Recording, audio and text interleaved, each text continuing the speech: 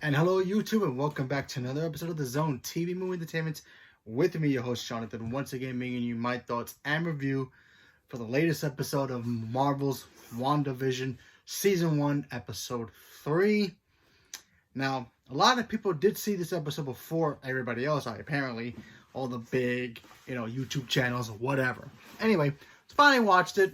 Gotta admit, this episode was very, very good. First of all, it was in the 70s, so it had that, and by the way, spoilers. It had that 70s vibe, kind of like Brady Bunch. I'm not really sure what year the Brady Bunch was, but I believe it was the 70s. Not really too sure. Maybe even 80s. I'm not super sure. But it had that vibe of the Brady Bunch, especially the opening, the way it opened with them in different squares, and then it said presented in color. So we got to see that.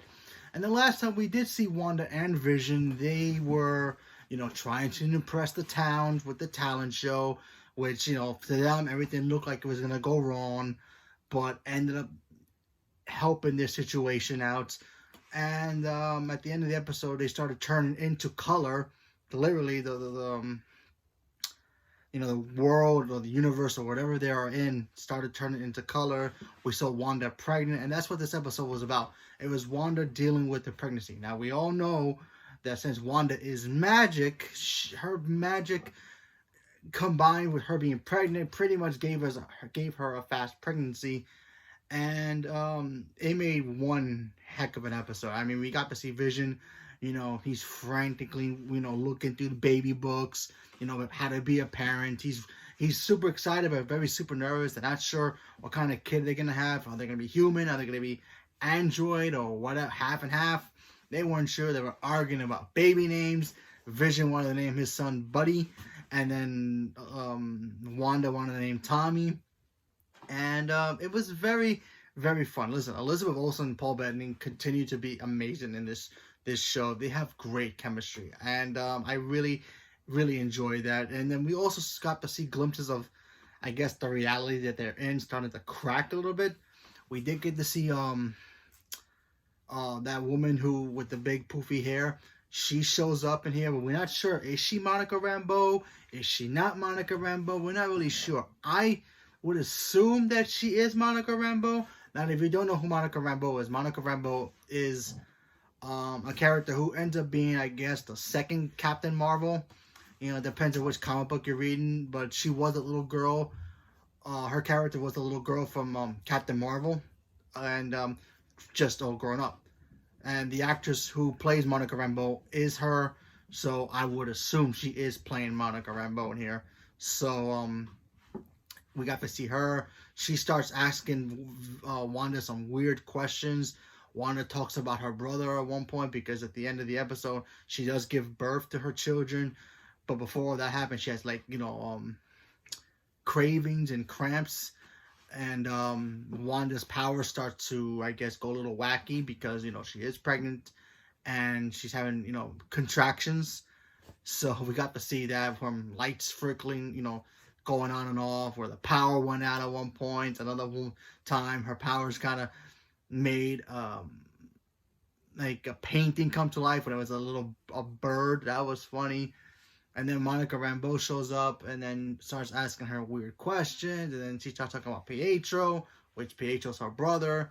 And it was very, very great episode. I really, first of all, seeing Elizabeth Olsen play a pregnant woman, that really felt like, she really nailed that. She really had to nail that particular type of a character for herself, because she's I'm not sure, maybe she is married or not. I don't know if she has children of her own, but playing a pregnant person is probably very difficult, especially somebody who may not have children of their own. So maybe she doesn't know how that will work in real life, but maybe she does, who knows. But it was very interesting, and I thought that was great. And then the ending of this, especially if you look closely, you see Monica Rambeau go through, I would assume, is a portal, and she literally went back into reality, the normal Avengers reality. And then a bunch of people start showing up at the end with guns and surrounded her at the end, and we're not sure who they are. I would assume it's Sword, but only time will tell with the next episode. But yeah, Wanda did give birth to 2 boys, so she got Tommy and Buddy, I believe. Buddy was the second kid. I'm not sure if that was the actual names in the comics. I don't remember. I know that it's supposed to be Quick and Wiccan. So yeah, I can't wait to see them. They eventually become in the Young Avengers as well. Wiccan obviously has the same powers as his mother, and Quick, obviously, kind of like Pietro. A little bit odd that I'm not sure if they have powers like Vision too, but only time will tell. But yeah, great episode. I thoroughly enjoyed it. It was a lot of fun, a lot of laughs too, and I actually cannot wait to see more of this show. Yes, it started off a little weird and a little out of place from a Marvel show, but hey, we all thought Star Wars Mandalorian wasn't going to be great, and we all loved that show.